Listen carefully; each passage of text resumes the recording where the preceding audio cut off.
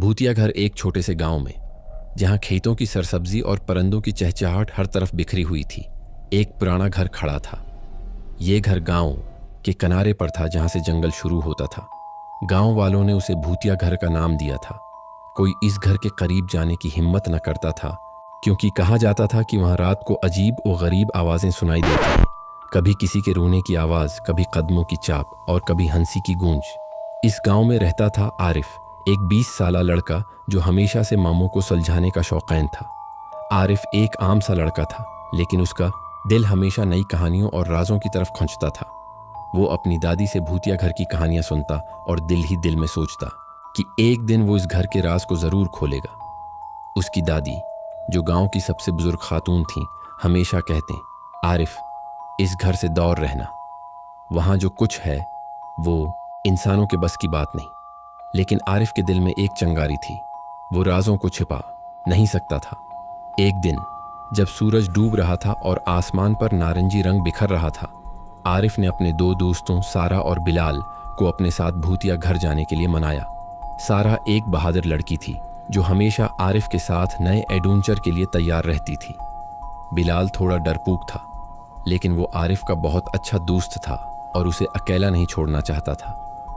आरिफ, क्या तुम पक्का सोच चुके हो? सारा ने पूछा जब वो तीनों घर के करीब पहुंचे। घर की दीवारें टूट फूट का शिकार थीं, खिड़कियों के शीशे गुबार आलूद थे और दरवाज़ा आधा खुला हुआ था, जैसे कोई अंदर से उनका इंतज़ार कर रहा हो। हाँ सारा, अगर हम अब नहीं गए तो कभी नहीं जा सकेंगे, आरिफ ने हिम्मत बांध कर कहा।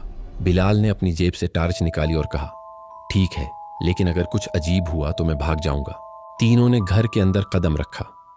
अंदर का मंजर और भी खौफनाक था। दीवारों पर पुरानी तस्वीर लटक रही थीं, जिनमें लोगों के चेहरे धुंधले से दिखाई दे रहे थे। लकड़ी का फर्श हर कदम पर चीख रहा था।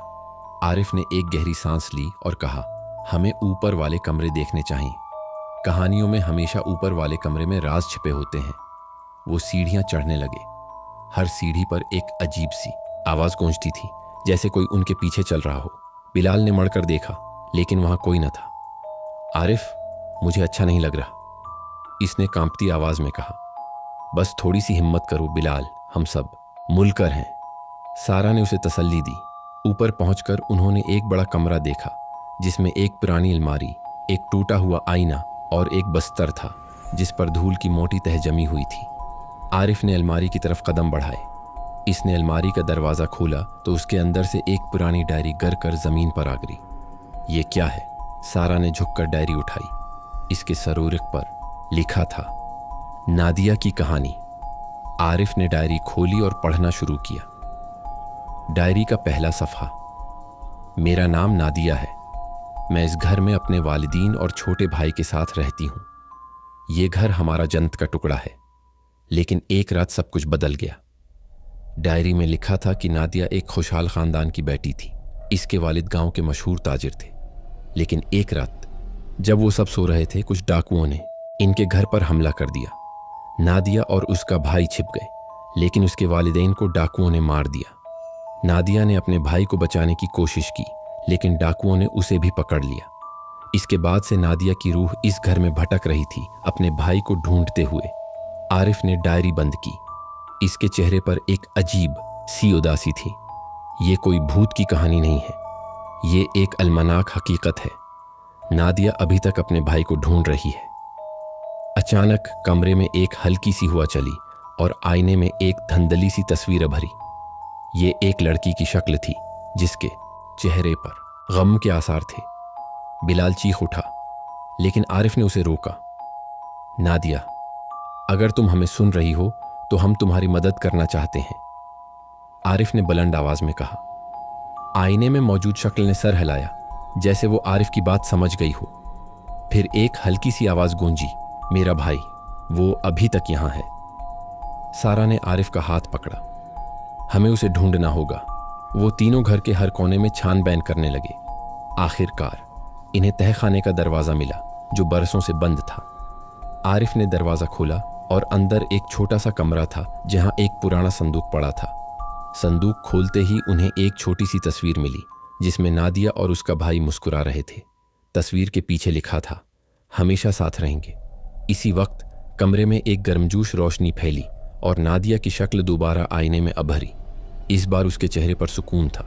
तुमने मुझे मेरा भाई वापस कर दिया, अब मैं आज़ाद हूँ। इसकी आवाज़ में एक अजीब सी राहत थी। तीनों दोस्त घर से बाहर निकले।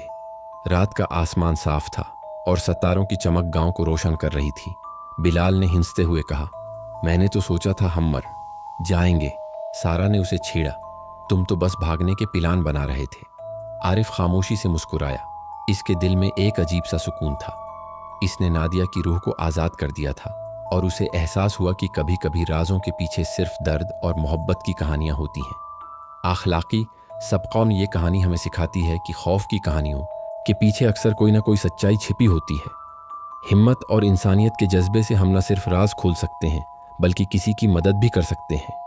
आरिफ, सारा और बिलाल की दोस्ती और हिम्मत ने नादिया की रूह को सुकून दिया और ये साबित किया कि मोहब्बत और हमदर्दी हर खौफ पर गालिब आ सकती है।